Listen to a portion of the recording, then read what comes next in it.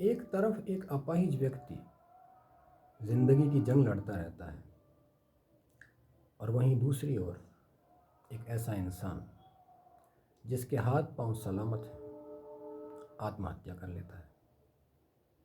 दर्द तो अपाहिज व्यक्ति का ज़्यादा है, पर सुसाइड करता है कोई और। इस विडंबना की क्या वजह हो सकती है? मेरा ऐसा मानना है कि दुख और परेशानियों से ज़्यादा व्यक्ति अपनी सोच और महत्वाकांक्षाओं के पीछे आत्महत्या करता है। जब उसकी ज़िंदगी उसकी सोच के हिसाब से नहीं चल पाती, तब वो ऐसा कदम उठाता है। हम सब आग से दूर भागते हैं, वहीं एक इंसान पेट्रोल छिड़क कर खुद को आग के हवाले कर देता है। Where is the difference? अंतर है सोच में। उस वक्त उसकी सोच इतनी कुंठित हो जाती है कि उसे कुछ और नहीं सोचता। मेरा कहना यह है कि इतना खतरनाक कदम उठाने के बजाय क्यों ना सोच को बदला जाए। ऐसा काम करने से पहले क्यों ना उन लोगों के बारे में सोचा जाए जिनकी ज़िंदगी हमसे जुड़ी है। उसमें हमारे बूढ़े माँ बाप हो सकते हैं, पत्नी और बच्चे हो सकते हैं, छोटे भाई बहन हो सकते हैं, या कोई और जिनकी जिम्मेदारियां हैं हम पर। हमारी ज़िंदगी पर हमसे ज़्यादा हक हमारे परिवार का होता है, हमारे अपनों का होता है। हमारे किसी भी नेगेटिव स्टेप का इफ़ेक्ट पीढ़ियों तक हमारे परिवार को फेस करना पड़ता है। गलत हम करते हैं, मगर कदम कदम पर दुनिया वालों के सामने अपमान और जिल्लत का जहर हमारे अपनों को पीना पड़ता है। अब आप खुद फैसला कीजिए कि आपके लिए ज़्यादा इम्पोर्टेंट क्या है, आपका परिवार या किसी समस्या का दबाव।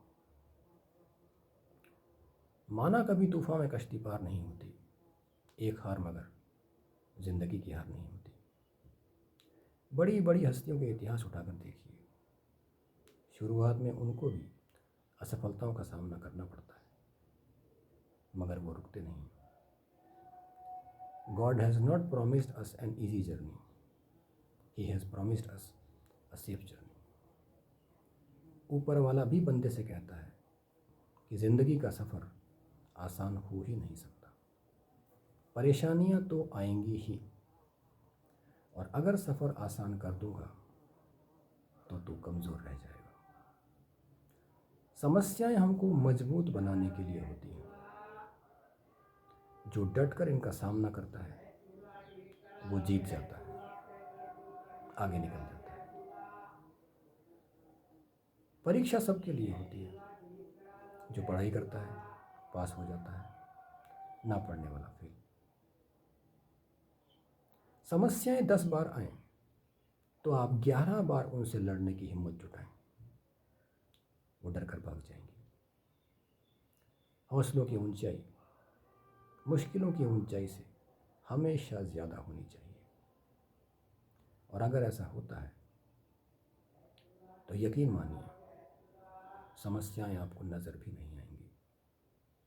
आत्महत्या तो बहुत दूर की बात है। जानवर जीवन संघर्ष कर रहे हैं, हम तो फिर इंसान हैं। क्या आपने कभी किसी जानवर को सुसाइड करते हुए देखा है? उनसे ही शिक्षा ले लें। हम बदनसीब हैं या खुशनसीब, इस बात का फैसला तब तक नहीं करना चाहिए जब तक ज़िंदगी पूरी तरह से जी न लें। वक्त की किताब के अगले पन्ने पर किसके नाम क्या लिखा है कौन जानता है। इसलिए जीते रहिए, चलते रहिए, उम्मीद में दुनिया कायम है। अब एक ज्ञान की बात। आत्मा जब शरीर धारण करती है तो मन कहलाती है। जीवन भर ये मन शरीर रूपी कवच में सुरक्षित रहता है, और मरने के बाद आत्मा परमात्मा में विलीन हो जाती है। यही जीवन है। इस बीच अगर कोई ज़बरदस्ती उसे शरीर से निकाल कर बाहर फेंकने का प्रयास करता है तो उसका क्या अंजाम होगा? आत्महत्या हम नहीं करते, हमसे करवाई जाती है उन नकारात्मक शक्तियों के द्वारा जो शरीर से बाहर निकालकर इनका दुरुपयोग करती है। मैं इतने आत्मविश्वास के साथ ये बात इसलिए कह रहा हूँ क्योंकि मैं खुद ऐसे हालातों से गुजर चुका हूँ। मगर मैं आपको ज़्यादा गहराई में नहीं ले जाऊँगा क्योंकि वीडियो बच्चे भी देखते हैं। इस बात को दूसरी तरह से समझने का प्रयास करते हैं। एक रेलगाड़ी का सफ़र अपने गंतव्य स्थान तक जाकर पूरा होता है। इस बीच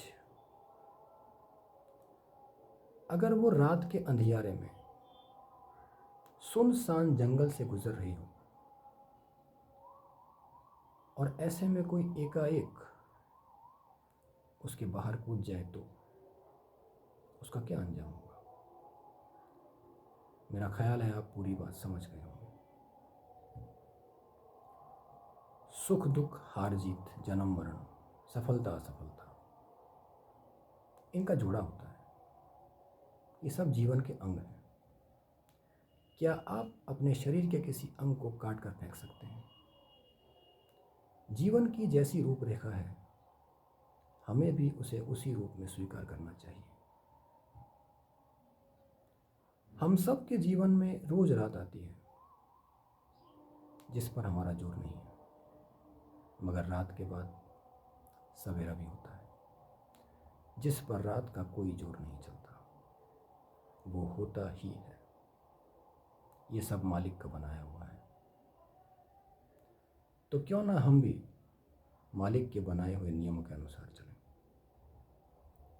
अंत में इतना ही कहना चाहता हूँ कि मैं आप तक अपने विचार पहुँचा सकता हूँ, इसके आगे मेरा हक नहीं बनता।